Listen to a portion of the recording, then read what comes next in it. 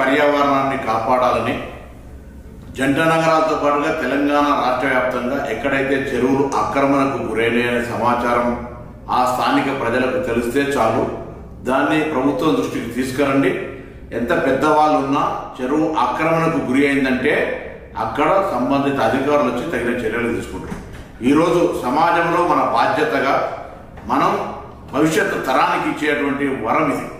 మీ ప్రాంతంలో మీకు ఎక్కడ ఆర్టీఐ ద్వారా తీసుకున్నా పూర్వీకుల దగ్గర నుంచి వచ్చేటువంటి వారసత్వంలో చెరువులు ఎక్కడెక్కడ ఉండనో తెలుసుకొని అవి ఆక్రమణకు గురైతే ఎంత పెద్దవాళ్ళైనా సరే ఏ పార్టీ వాళ్ళైనా సరే ఆ సమాచారాన్ని ప్రభుత్వానికి ఫిర్యాదు రూపంలో చేయండి.